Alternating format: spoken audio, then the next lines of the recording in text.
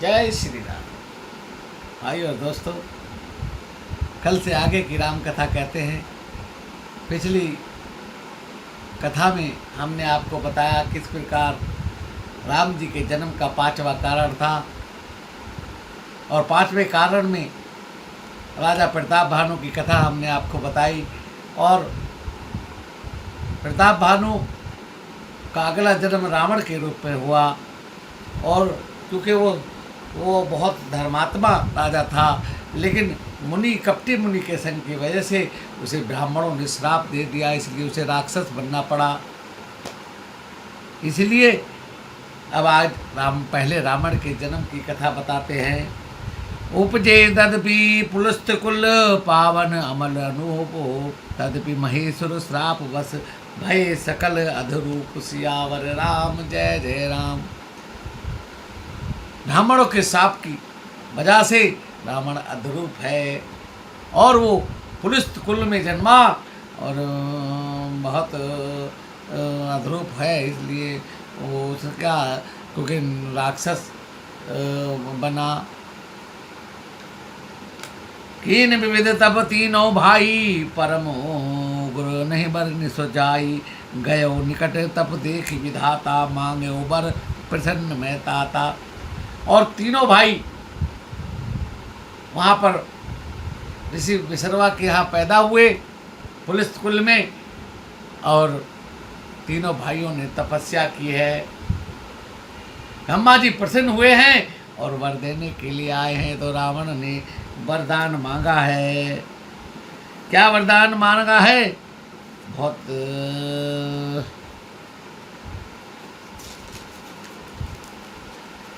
करी बिनती पद कही जग 10 सीसा, बोलो वचन सुनो जगदीशा, हम काहो के मरहिन मारे, बानर मनुज जाति दवि बारे। रावण कहता है कि हे परमात्मा, यदि आप वरदान देने आए हैं तो सुनिए। बानर और मनुज को छोड़कर हम किसी के मारने से नहीं मरे, ऐसा वरदान रावण ने मांगा है। और ब्रह्मा जी ने एव मस्तु कहा है। इसके बाद ब्रह्मा जी कुंभकर्ण के पास गए, तो कुंभकर्ण को देखकर ब्रह्मा जी के मन में आया, इतना विशाल शरीर वाला ये राक्षस, अगर इसने कुछ उल्टा सीधा वरदान मान लिया तो ये तो पूरी सृष्टि को ही हड़प कर जाएगा, खा जाएगा। इसलिए ब्रह्मा जी ने सरस्वती को प्रेरित किया और उसकी जिब्या पर बैठा दिया। कुंभकर्ण मांगना चाहता था कि मैं 6 महीने जगूं और 1 दिन सोऊं, और जब वरदान मांगा और सरस्वती जी जिब्या पर बैठ गई। उसने ब्रह्मा जी से वरदान मांगा कि 1 दिन जागूं और 6 महीने सोऊं। ब्रह्मा जी ने कहा एव मस्तु। रावण कहता है, भाई तूने क्या मांग लिया? कि भाई मैं तो कुछ और मांगना चाहता था, पता नहीं ये मुंह से कैसे निकल गया। अब ब्रह्मा जी विभीषण के पास जाते हैं और विभीषण जी मांगते हैं। गए विभीषण पास पुनि, कहो पुत्र वर मांगो, ते मांगे भगवंत पद कमल अमल अनुराग, सियावर राम जय जय राम। विभीषण जी ने कहा, मुझे तो प्रभु के चरणों में अनुराग चाहिए, प्रभु की भक्ति चाहिए। और ब्रह्मा जी ने ये मस्तु कहा है।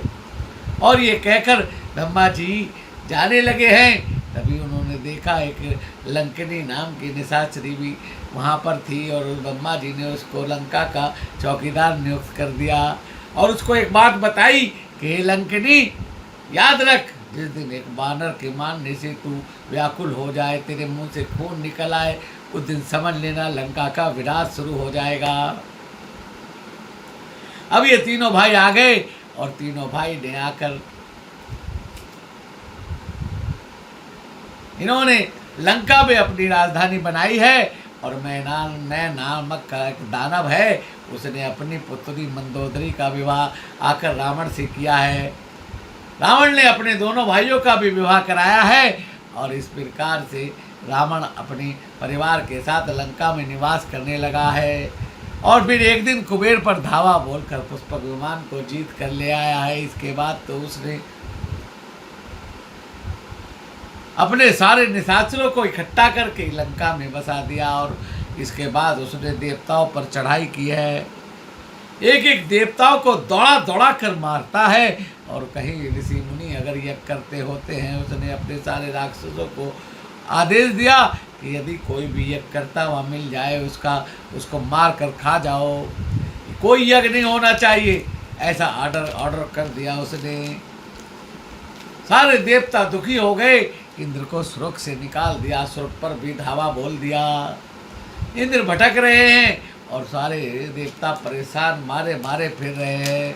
जब रावण चलता है तो धरती डोलने लगती है, पाप बहुत बढ़ गया है और सारे देवता व्याकुल हैं क्योंकि उनके स्वर्ग बीच उनसे छिन गया है। रावण ने मार मार कर स्वर्ग से देवताओं को निकाल दिया। अब सारे देवता इकट्ठे होकर ब्रह्मा जी के पास गए हैं और धरती भी गौ माता का रूप लेकर ब्रह्मा जी के पास गई है और कहने लगी है कि ब्रह्मा जी हमें बचाओ इस राक्षस से, ये कैसा वरदान दे दिया, हमसे जीतने में नहीं आता है। क्योंकि उसे वरदान है केवल मनुष्य मार सकता है या मनुष्य और बानर को छोड़कर हमें कोई नहीं मार सकता। तब ब्रह्मा जी कहते हैं चलो शंकर जी के पास चलते हैं। शंकर जी के पास जाते हैं तो शंकर जी कहते हैं, शंकर जी से पूछते हैं कि भाई शंकर जी आप बताइए भगवान कहाँ मिलेंगे। शंकर जी कहते हैं हरि सर्वस्त्र समाना, प्रेम से प्रकट हो ही मैं जाना। कहते हैं भगवान तो सब जगह सर्वस्त्र समान के रूप से रहता है और जहाँ पर प्रेम से पुकारा जाए वहीं पर भगवान प्रकट हो जाता है।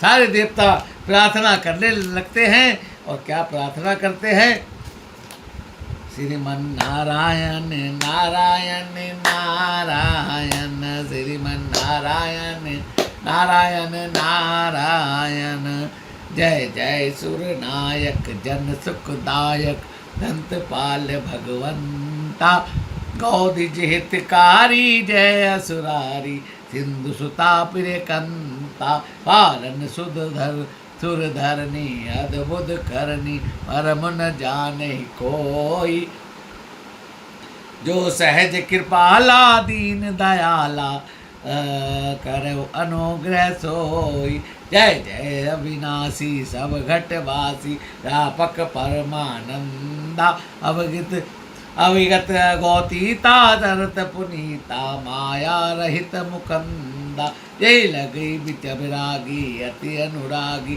विगत मोहि मुनिबंदा, निसि बासर ध्यावै गुण गण गावै, जयति सच्चिदानंदा, यही सृष्टि उपाय त्रिविध बनाई, संग सहाय न दूजा, तोई करऊ अघारी, चितई हमारी, जाने भक्ति न पूजा, दो भव भय भंजन, मुनि जन रंजन, गंजन विपति बरूथा, मन कम मन वाणी, छाड़ी सयानी, सकल सुर जूथा, सारद सुति शेष विषय ऋषय अशेषा, जो कहूँ को नहीं जाना, जय दीन प्यारे वेद पुकारे, गावो सो श्री भगवान, भव बारिद मंदर सब विधि सुंदर, मुन मंदिर सुख पुंजा, मुनि सिद्ध कल सुर परम भयातुर, नमत नाथ पद कंजा, जानी सभय सुर भूमि सुनी, वचन समेत स्नेह,